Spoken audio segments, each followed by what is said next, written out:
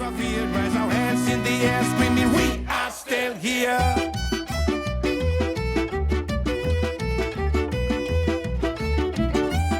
My name is Nisa Beck.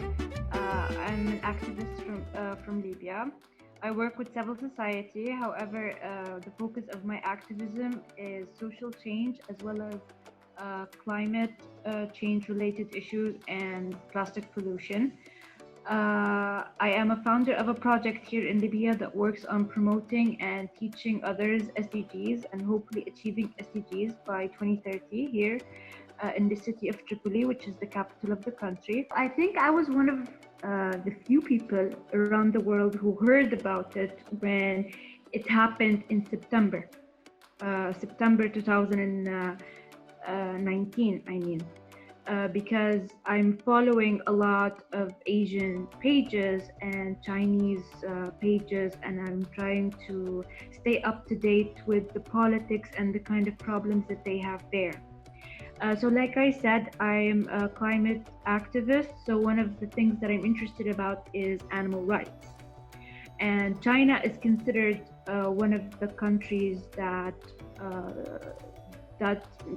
do great violation, not just towards humans, but as towards animals as well, when it comes to meat trade, for example. What I didn't expect is that it will affect the entire globe. So by the time April came, I was in complete shock because it already spread everywhere, including my own country, Libya, which is so far from China. But at the same time, before things really got bad, I was slightly actually happy about it, because I know that in the upcoming years, we're going to be facing so many problems related to climate change and the abuses that humans do every day to nature. So what I thought is that this is a good wake-up call. This is just sort of a trailer to what's going to happen in the upcoming years. But of course, losing so many people was really bad. I'm just hoping that, like I said, this could be a very good lesson for humanity in order to change a lot of our practices. We were planning on having our first environmental awareness week in Libya this year. However, we had to put everything on hold and we weren't able to do any activity. And with the bad internet connection in Libya, I just didn't think it's going to be a good thing to introduce online activities. So instead, we literally stopped everything. And Project Mulan haven't done anything the entire year. I'm encouraging the team members as well as myself to use their own platforms online, social media, in order to talk about the causes that we usually put together projects for. And I'm trying to make some movements online, but as a person, not part of a team.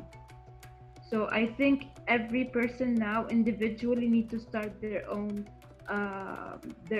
activity separately, and then together we can make a digital movement rather than having them all work together at the same time. Because like I said, if I have internet now, it doesn't mean that my colleague will have it. In Libya, civil society died completely during the pandemic because of how unprepared they were, which is really, really sad actually, because that shows how the infrastructure of the civil society in Libya is really, really bad. I mean, prior to the revolution, we didn't have civil society, so it's kind of a new thing. However, 10 years, that's long enough for you to build a good infrastructure for the civil society organizations. And the pandemic really showed how bad it is, their response, and also the way that they plan their project. So you also notice the nature of civil society organizations usually focused around very, very specific problems in the society. So when the pandemic happened, I noticed that there isn't a lot or any civil society organizations or youth initiatives related to health. So my dream and the ultimate goal that I really, really would love to do, and it's something that one day when I leave the world, I think, that would be my legacy, is that I really wish to take advantage of the space here in Libya. See, now, if you are more aware of the Libyan, or like Libya as a state, you will notice that all the major cities are in in the north. They're all over, scattered all over the coast. And then we have this huge desert in the south, and nobody's using it for anything. And that's the place that I would love to build a sanctuary, a natural sanctuary. It would be very large because we have the space for it, and it could be sponsored by the state. And that's where all animals and plants of the African continent, we could be taking care of it, nurturing it, and making sure that it lasts for decades, because so many animals in this region are, endangered of extinction, and nobody cares, not the state, because no one is aware of how large this issue is and how serious it is. So my goal is to build this sanctuary.